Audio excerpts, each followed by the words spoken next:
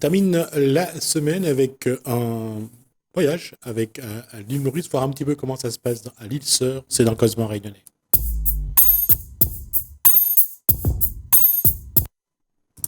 Bonsoir Richard Saou. Bonsoir tout le monde, bonsoir les auditeurs. Alors, j'allais dire que on a, quand on regarde du côté de l'île Sœur, qu'est-ce qu'on doit retenir de ce qui se passe? La première chose qu'on doit retenir, c'est que c'était l'île apparemment qui n'avait pas de cas de Covid et ils ont eu un premier cluster dans une usine de fruits. À peu près après, ils ont eu un deuxième cluster sur une réunion je dirais, religieux, un petit peu à Forestside, c'est-à-dire après le Cœur Pipe. Et ils ont eu un troisième à Glen Park suite à une funéraille. Ils ont eu une autre là récemment, en ce moment je parle, Highlands, suite à un anniversaire. Donc, on peut noter que l'île Maurice est devenue un petit peu, c'est malheureux à dire, comme tout le monde. Ils ont, à l'heure que je parle, 1195 cas.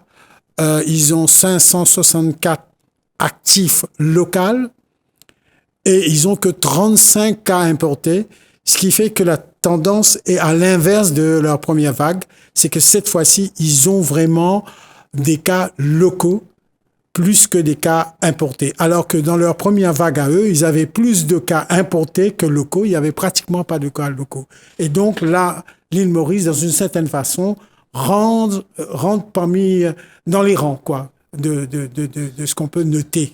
C'est un paradoxe parce que jusqu'à maintenant, Maurice a géré, en tout cas sur les chiffres qui ont été donnés, on avait vu que Maurice avait bien géré, avait bien surtout surveillé l'entrée justement des cas importés, bien régularisé cette situation-là. Mais qu'est-ce qui a fait que d'un coup, il y a eu ces clusters?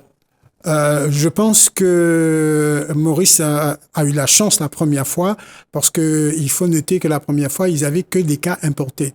Il a fallu fermer la frontière complètement et c'était gérable. Cette fois-ci, le cluster, on ne sait pas. On dit que peut-être il y a eu des vols privés ou des vols qui ont été mal contrôlés, mal gérés. Le fait est que il y a eu une infection dans une usine de fruits et ça s'est propagé rapidement. Est-ce que c'est un variant sud-africain, un variant anglais ou un variant tout court? On n'a pas les informations à l'heure que je parle. Il y a toujours des études qui sont faites et Madame Go, Catherine Go, la rayonnaise, ne s'est pas encore elle-même prononcée là-dessus.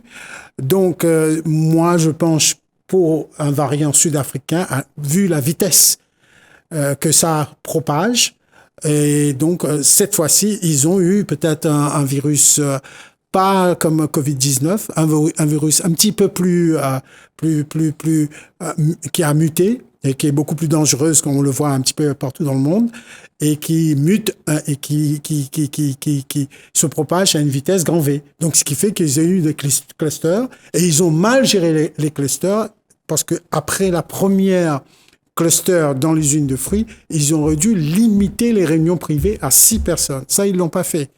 Et donc, je pense que l'île Maurice, comme tout le monde, ils font des erreurs, ils ont fait des maladresses, et donc, comme partout, on paye les... Combien de clusters à ce jour? Il y a des clusters un peu partout. Il faut arrêter de compter, parce qu'il y en a aux 4 coins de l'île, des clusters. D'accord. Et aujourd'hui, le nombre de personnes contaminées, il se lève à combien? 564. D'accord. Et parmi ces 564, il y a 35 qui ont été infectés dans une centre de dialyse, 35. Et parmi ces 35-là, il y a 9 qui sont morts, dont 3 qui sont morts hier, dimanche. Et donc, sur 13 morts, ils ont 9 morts des gens qui font le dialyse. Et c'est peut-être inquiétant, et peut-être c'est dû au Covid, peut-être que c'est dû à parce qu'ils ont pris ces gens qui s'étaient dialysés, ils les ont mis dans un centre de quarantaine, dans un hôtel, et je me demande si c'était vraiment les bonnes décisions. Peut-être qu'il y a eu des maladresses, et peut-être qu'ils payent le prix aujourd'hui avec 9 dialysés qui sont morts. Et quelles sont les décisions que le comité de santé prend aujourd'hui pour essayer de justement d'endiguer cette Je pense que cette fois-ci, ils n'ont pas de chance et qu'ils auraient dû faire appel à des gens beaucoup plus compétents que eux parce qu'on voit très bien qu'ils ne sont pas à la hauteur. Et donc là, cette fois-ci, comme j'ai dit, la chose est beaucoup plus complexe, beaucoup plus difficile à gérer. Ils ont fait des zones rouges et des zones vertes, des zones oranges et tout ça. Et après, ils ont dû l'économie donner des permis spéciaux pour que les gens transitent. Et bon, on voit les résultats. Il est catastrophique. 564 cas, c'est beaucoup plus que la première vague. Et c'est des cas locaux. Ils vont pas s'en sortir aussi rapidement que ça si ils n'arrivent pas avec des réponses beaucoup plus fiables. Quel est le contexte aujourd'hui? Est-ce qu'on est revenu au confinement? Le contexte, on est un confinement partiel et un confinement beaucoup plus dur au niveau des zones rouges, etc. Mais bon, on voit bien que tout ça ne fonctionne pas comme il faut. Et il y a le problème économique est là. Et donc, on a donné des permis spéciaux à autant de personnes qu'il y a des gens actifs. On voit bien que l'île Maurice, comme beaucoup de pays, est en train de perdre le contrôle de la gestion du virus dans tous ces éléments. Est-ce qu'il y a déjà un plan envisagé? Est-ce que un retour à un confinement? Le plan envisagé, c'est le plan, malheureusement, que tout le monde préconise, c'est-à-dire de tester massivement. Mais on sait très bien que si on teste massivement avec le test dans le nez, il y a un souci, il y a un risque parce qu'il y a des problèmes nasaux et tout ça. On peut pas donner ça à faire à n'importe qui. Il faut des infirmières et ils sont en train de faire ce qu'on appelle essayer d'avoir une stratégie de vaccination massive, mais ils n'ont pas les doses en ce moment et ils ont dit que encore une fois, avec beaucoup d'amateurisme, ils ont dit qu'au mois d'août, ils vont rouvrir les frontières. Mais je pense qu'ils devront arrêter de donner des faux espoirs aux gens. Ils vont pas ouvrir les frontières au mois d'août parce que il faut pas non seulement vacciner à 60%, 70, 80%. Il faut vacciner à 90% pour avoir une immunisation collective à l'heure qu'on parle. C'est la science qui dit ça. La question... d'une part, donc on voit l'évolution de ce contexte. Est-ce que l'île Maurice va avoir besoin justement d'un appui extérieur pour juguler cette... Ah oui, là, il faudra qu'ils font appel à un aide extérieure pour juguler, pour les aider dans une stratégie de relance économique et tout ça.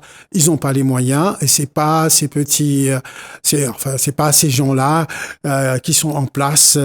Ils sont de bonne foi, ils mettent toute leur volonté, mais on voit bien que c'est hors de leur champ de compétences normal. Voilà, le ministre de la Santé, c'est un psychiatre, c'est un gars gentil qui se donne à mort, Madame Go se donne à mort, mais simplement c'est hors de leurs compétences, vu le résultat, vu la situation, on voit bien qu'il faut de l'aide de l'extérieur dans tous les domaines, l'économie, gérer le virus, gérer la vaccination, gérer tout, il faut de l'aide. Et de l'aide pour avoir assez de doses de vaccins pour pouvoir faire ce que...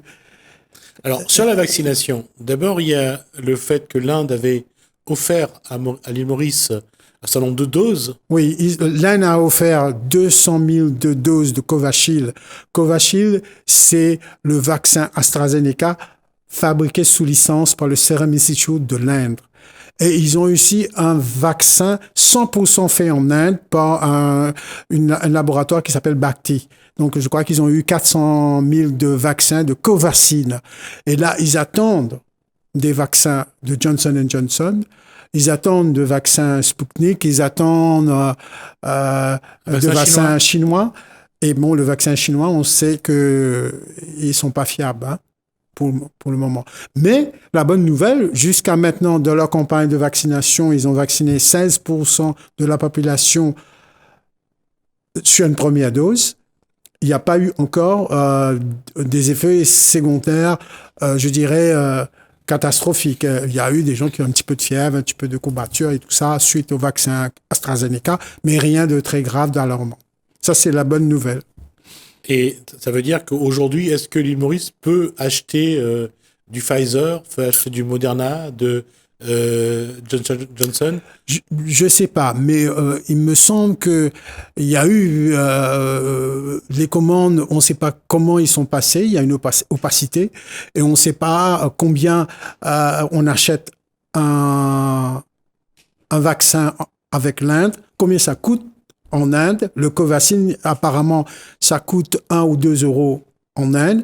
Mais il y a une rumeur qui court que quand c'est arrivé à Maurice l'a payé beaucoup plus cher, pratiquement le prix d'un Pfizer qui est autour de 16-18 euros. Donc, on se demande là aussi un peu de transparence et bon, il y a là aussi une opacité, il y a un travail de transparence à faire. Voilà. Est-ce qu'on a plus ou moins l'état d'esprit du peuple mauricien dans ce contexte-là? Je pense que là, on voit bien que il y a, on voit avec l'opposition qui sont dans leur schéma qui va être leader de l'opposition. On a changé de leader de l'opposition. C'est Monsieur Xavier Duval qui est leader de l'opposition. Maintenant, il y a eu des altercations dans le Parlement et on a demandé à Monsieur suspension de M. Paul Béranger et 2 autres députés. M. Béranger veut démissionner, mais s'il va démissionner, il va organiser des élections partielles, organiser des élections partielles en temps de Covid. On voit bien qu'ils sont dans leur vieux schéma, les 3 leaders de travaillistes, c'est-à-dire les Ramgoulam Boulel, le Béranger et le Xavier Duval, dans leur petit commerce, dans leur petit travail, et ils n'ont pas encore intégré la notion de Covid est dangereux. Et ça, les Mauriciens ne l'ont pas intégré, ça, que le Covid, c'est dangereux. Ils continuent à se balader un peu n'importe comment, à pas respecter les gestes barrières, à prendre ça à la légère, et à croire. Moi, j'aimerais bien, je le souhaite, tout le monde le souhaite dans le monde, qu'ils redeviennent l'île Covid-free qu'ils étaient. Mais je pense que c'est un petit peu utopique de voir les choses comme ça. Vaut mieux voir les choses en face et se dire que là, on a affaire à un virus dangereux, difficile, et qu'on n'est pas à l'abri de ça. Et comme ça se passe dans le monde entier, il faut gérer et vivre avec le virus et se protéger avec les gestes barrières, avec des tests ou des autotests, comme on fait avec la salive, etc. On voit que la politique n'est pas très loin non plus. Oui. Est-ce que l'opposition se sert de la situation actuelle pour critiquer le gouvernement? Ils en servent pour critiquer le gouvernement, d'essayer d'avoir, comme on dit, des gains politiques par rapport à mauvaise gestion de Covid, etc. Et ils sont tous à dire qu'il était un peu naïf de croire que ça allait durer perpétuellement, que Maurice n'aurait jamais de virus, alors qu'on est entouré du virus dans le monde. Et donc, un virus qui se mute en plus. Mais ils oublient de dire qu'eux aussi, ils se baladaient n'importe comment, sans masque, ils faisaient n'importe quoi. Ils essayent, mais en même temps, ils sont dans leur schéma, qui va être leader de l'opposition, etc. Ils sont dans d'autres... ils ont toujours le virus de la politique. Ils ont toujours le virus de la politique avec les vieux réflexes d'antan. Voilà ce qu'on peut dire. Et dans ce cas, là, j'allais dire presque, l'île Maurice repart un peu à zéro. L'île Maurice ne repart pas à zéro, l'île Maurice repart handicapée. À zéro, pour le sens où il va falloir... J'aurais bien aimé à zéro, hein, ouais. Mais malheureusement, il part handicapé cette fois-ci. D'accord. Parce que là, il faut d'abord résoudre maintenant le problème du Covid et revenir à une situation plus saine. Et ça va pas être simple. Non. Et réouvrir les frontières, ça va pas être simple. Quoique, on a des pistes, on a l'Australie et Nouvelle-Zélande qui créent une bulle. Est-ce qu'on peut créer une bulle entre Maurice et Réunion? Quoique l'Angleterre est en train de faire une gestion d'ouverture de frontières avec pays verts, pays orange, pays rouge, donc moduler les protocoles. J'imagine Maurice ne le faire pour le moins doute. C'est irrationnel de dire ça parce que l'Angleterre a quand même vacciner 20 millions de sa population. Nous, on est encore à 16%. Et on n'a qu'à voir Chili et les autres à 36%. Ils ont rouvert les restaurants. Ils sont en train de refermer parce que le virus revient. Donc, il faut pas jouer avec le feu là-dessus. Il faut attendre vraiment les 90% avant d'ouvrir les frontières, avant de parler zone pays vert, pays orange, pays rouge. Ça se passe dans le monde entier. Et cette fois-ci, Maurice pourra pas dire nous on n'est pas pareil, hein, on a de la chance, on a prié plus de bon Dieu, etc. Non, non, ça marchera pas cette fois-ci. Il faudra gérer comme tout le monde. Est-ce que l'idée d'un carnet vaccinal prend à Maurice ou pas? Tout ça est un peu prématuré. Déjà, ils ont dû annuler la fête religieuse, vous savez, le pèlerinage à Grand Bassin.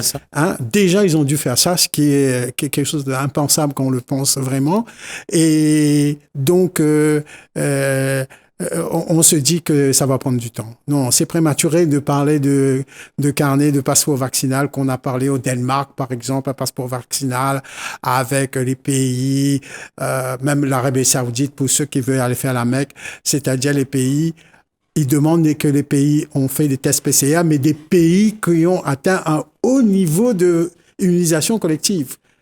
Donc, ça se fera pas un vaccin vaccinal. Il faut qu'il y ait au moins un pays qui a fait au moins 80% vaccination complète. Et on n'a pas encore les doses. Quand on aura les doses sur place, on en reparlera ici ou ailleurs. Dans l'hypothèse où cette contamination s'accélère, gagne encore du terrain, comment Maurice pourrait réagir? Maurice devra faire plus de mass testing. Et ils ont fait le mass testing à Highlands, où on a eu le dernier cluster. Malheureusement, c'est pas ça. Donc, c'est pas une question de tester. Ils veulent pas l'accepter, mais il y a beaucoup de patients asymptomatiques. Et donc, ça, c'est que le virus a muté par rapport à la dernière fois. Mais il veut pas l'accepter. Madame Gove veut pas l'accepter. Le ministre de la Santé veut pas accepter. Le Premier ministre veut pas l'accepter. Qu'est-ce qu'on peut faire, hein? On continue. Ce qui amène la question suivante que, pour l'instant, on ne peut pas dire que la situation est sous contrôle. Ah non, la situation est hors de contrôle. N'ayons pas peur de le dire. À Maurice, la situation de la gestion de Covid est hors contrôle. Ils ont perdu contrôle. Ils ont perdu, comme dirait la télécommande. Hein. Là, on navigue à vue. Donc, ce qui veut dire que pour l'instant, il n'y a pas encore un plan de sortie. Oui, qui est un plan de sortie qui est objectif, qui prend en compte les vrais, je veux dire, les clusters, qui prend en compte la vaccination, qui est cohérente, qui est réaliste. Non, sinon, oui, il y a des plans, mais des plans irréalistes. De dire qu'au mois d'août, parce que c'est la période des vacances, on va ouvrir les frontières, c'est complètement irresponsable. Non, on attend le plan cohérent et réaliste. Voilà. Et donc, ça passe par une vaccination. Ça passe par une vaccination massive à 90% au moins. Et le problème, c'est que pour l'instant, il n'y a pas le vaccin. Il n'y a pas de vaccin et il y a encore des vaccins Covishield, c'est-à-dire AstraZeneca au frigo, qu'on va administrer en deuxième dose. Mm-hmm. Et là, on a vu Olivier Véran a dit que peut-être l'agence Haas a dit qu'on peut vacciner 2 vaccins différents.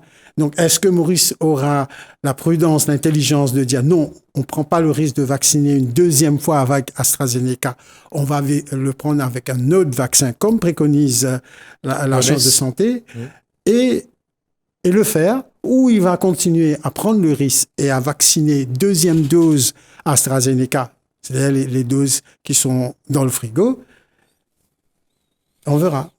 Quels sont les on espère que il y a pas, ça s'aggrave pas, qu'il n'y a pas de thrombose.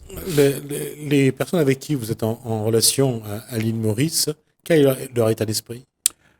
L'état d'esprit, je pense qu'ils ont peur. Les gens ont peur de sortir. Ceux qui sont un petit peu réalistes, qui comprennent un petit peu ce qui se passe, ils disent vaut mieux rester à la maison que aller prendre un risque, aller travailler ou etc. Donc il y a des gens qui disent tant que j'ai un peu d'argent, je reste à la maison. Donc aujourd'hui, en tout cas, une chose est sûre, c'est-à-dire la personne se auto-isole, lui-même il s'applique un confinement strict. Voilà, il se confine lui-même strictement. Donc se protéger est la première réaction. Première réaction, oui. La personne dit quand je vais au supermarché, j'attends qu'il y a moins de monde. Quand je veux sortir, j'attends que je ne suis pas dans les heures de pointe, etc. La personne lui-même s'impose ces conditions de confinement. La réaction de l'individu, c'est d'abord de se protéger. D'abord se protéger, oui, et c'est la réaction, et c'est la demande du public, de la population mauricienne. Protège-nous d'abord, la santé d'abord, après le reste. L'économie, je pense pas que les Mauriciens, c'est leur priorité, la population. En tout cas, ça montre aussi une chose, c'est que on pensait que l'île Maurice avait bien géré, on avait pensé que les choses étaient déjà bien en place. Si on peut ajouter sur un point de l'économie, il y a beaucoup de gens en ce moment qui se retrouvent, qui n'ont pas à manger, et il y a beaucoup de demandes, il y a beaucoup de gens qui se déplacent, les Bruno-Lorette et tout ça se déplacent pour donner des colis alimentaires à des gens dans des familles à Maurice en ce moment. Là aussi, c'est mal géré, c'était le gouvernement de le faire. Pas M. Bruno-Lorette qui doit aller chercher à droite à gauche dans les supermarchés ou des donations, ou même de la Réunion ou d'ailleurs, pour pouvoir donner à manger aux personnes. Et quand on voit aussi que les gens dialysés, les 35 dialysés qui étaient logés à Hôtel Tamassa, ils n'ont pas eu leur repas dialysé. Un repas dialysé, c'est pas une montagne, hein, c'est éviter qu'ils ont du sodium, du sel, enfin bon, potassium, etc. C'est pas du caviar qu'il faut leur donner. Donc là aussi, on voit qu'il y a eu des manquements, on les a mal donné des alimentations qu'il fallait pas.